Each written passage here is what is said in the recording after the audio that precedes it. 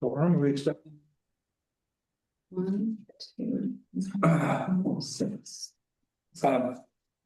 Mr. Stevens, which organization are we calling to order? Good question. I will answer that in just a second. Get my notes up. Okay, so let's call the Brattleboro Development Community Corporation meeting to order. I don't have any welcoming comments. Are there any public comments? Any members of the public here? Hearing none. Let's move on to meeting minutes of April 28th, 2026. Any comments? If not, I'll take the motion to approve those. So move. Second. Any further discussion? Hearing none, all in favor? Aye. Any opposed? Abstentions. Okay. Quarterly updates. Adam, thanks for the long list. Do you have anything you want to highlight on the update? Yeah, I think I just touched base on a couple of things. Continued work in partnership with BMH. Again, focusing a lot on their government affairs work, as well as continued efforts on the Spotlight marketing initiative to highlight the importance of having a hospital in the community, both for the obvious health benefits to the community, but the vibrancy of the community and an indicator of a strong community. That effort, we have reached out to the public and solicited support for it. So we're now, I think, up to 7 different sponsors who have joined on to those. So you'll start to see those ads in the Reformer, Commons, and Deerfield Valley News. So that amount of funding that we've received from the sponsors, plus the fact that each of those publishers is extending. So if normally $2,000 would get you a month, we're getting 2 months or several weeks edition. So it looks like with all of that funding support, we'll be running these ads for the next 2 months. That's great. Folks did ask that there was one photo of a young mother with a baby. That wasn't necessarily, it came out before the birthing center announcement. It was just part of the overall hospital, but some folks said, we don't want that one. So we are waiting for the hospital to come up with a few other models. So if anyone in the room is interested in appearing in a BMH ad, they are seeking models. Some developments continue with Next Gen Brattleboro. This was starting to move towards a collective impact. That was confusing for a lot of folks as to, collective impact traditionally doesn't do anything itself under its name. It's a bunch of people show up to a table, there's a common agenda, and then folks go back and do that in their own name. It was getting a little complicated. So myself, Kate Traskos from DBA, the Chamber, and John, who are envisioned as the 4 kind of cornerstones. Kate and I felt strongly about this, met with John and Kate, and we're sorting through a way in which we can ensure that no activities are done in the name of the initiative, that there's always a lead sponsor of one of the cornerstone partners who anything being done is done under their name, under their auspices, with their funding, their oversight. People who join the public to join the table can join a committee if that lead entity decides to take that work on. So an example would be, we're going to take on ensuring that students have career awareness. Obviously something we already do. So anyone interested, come with us. Kate at DBA is really interested in focusing on marketing. So she's going to be, we're creating a new brand. We're doing the marketing. Anyone interested, come with us. There's going to be gaps, right? Where someone says, well, somebody ought to be promoting the new airport. And we all look at each other, well, none of us do that. So then the job of the initiative is to shine a light to the community that says somebody should be doing this, and no one appears to be doing this. Who should be doing this? And that's sort of its additional role. So good progress. I think it will sort itself to a good conclusion where there's an outlet, a resource for people to put energy into. to help direct resources, to prevent duplication, confusion. So it's good progress. Sounds like it's going in the right direction. Yeah. Excellent.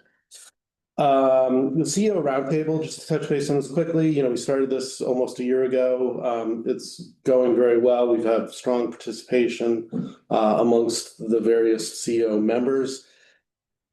Not necessarily at any one moment. People just with the schedules, they attend when they can, but we put out a recent request for a support letter for an application that we're submitting to the Department of Labor. And, instantly folks are reading that and responding and providing support. We have strong support for future workforce training. Everyone agrees that they need supervisor training across sectors, industry agnostic kind of stuff. And at our last CEO roundtable, we opened up to a broader audience. We had Treasurer Pichak and from DRM, Andrew Brewer, just discuss what happened last session, what's coming ahead for the session with the change in leadership of both House and Senate.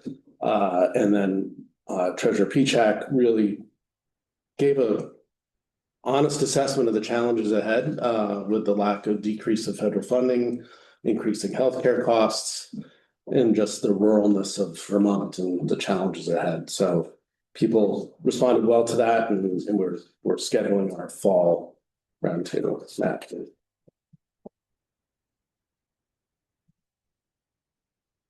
Two more things here to follow on the workforce theme.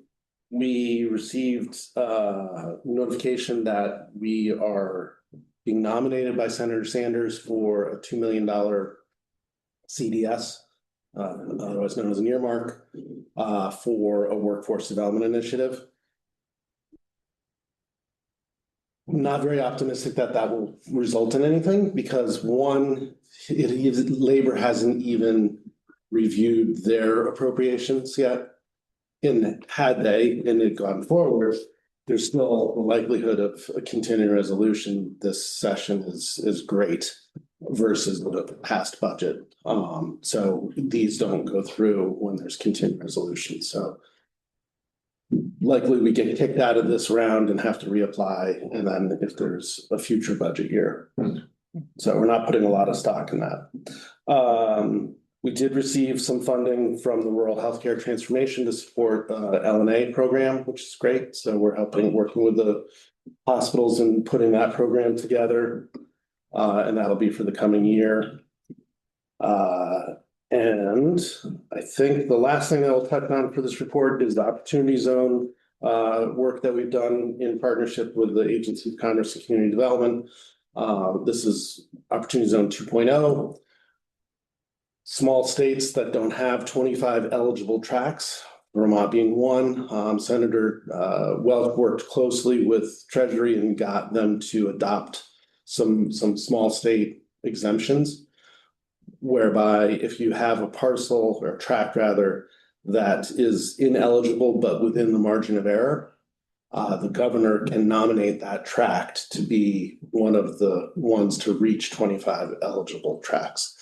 So we've submitted North Brattleboro, done a lot of work on documenting ways in which we could prove that eligibility beyond the census data, because the census data is so far in between and has a margin of error of 40 points on some things. It's just slop. Yeah, there's not enough data, and it's a barbell situation. So you've got, the higher end earners and hotel occupants and nothing in the middle. And so it just looks really odd for them. So it's in the governor's recommend. It's the open comment period ended last week. And the governor hopefully will include this in his recommendation to Treasury. Senator Welch's team is tracking this and watching this and ready for Senator Welch to literally sit down with the secretary and advocate for the tracts eligibility. That concludes my report. Okay. Any questions for Adam? All right. Next item on the agenda then is the services agreement between BDCC and Community Corp. There's a copy of that in our packet for those that read it. That service agreement is the same one as last year, I think, and a few changes. As everyone knows, BDCC provides services for Community Corp through its staff, and this sort of documents that. Are there any questions for Adam on the services agreement? Hearing none, I'll look for a motion to approve that agreement. Second. Motion and second. All in favor? I, Any opposed? That is approved. Annual meeting, Adam? No real updates other than we're working on getting this scheduled, the location. It'll be late fall. And we'll continue to keep you updated on that. All right, any other business to come before the Community Corp meeting this morning? Yes, we are looking to add Oh, I missed board that. member Bobby Thank you. Kilburn as a board member. Sorry about that. Right, so Bobby has been added to the Credit Corporation. Looking to, I guess we need a motion to approve Bobby to the board for the Community Corp. Somebody want to make that motion? Second. And a second. Any further discussion? Are those 3-year terms like BDCC? They're supposed to be concurrent, but I don't know. They are concurrent to the term of the trustee to BDCC's term. And we've pledged to come back at our next meeting with a full schedule to also look ahead to the coming years and make sure that we have good rotations. So amend the motion to be concurrent to Bobby's term on the BDCC. Whatever that is. Acceptable by motioners. Yeah, right. All right, motion and amended. You guys okay with that? Yep. All right, amended motion is made, seconded. Any further discussion? All in favor? Aye. Any opposed? Thank you. Did I miss anything else on the agenda? All right, so hearing that, I will close the meeting for Brattleboro Development Community Corporation and open the meeting for Brattleboro Development Credit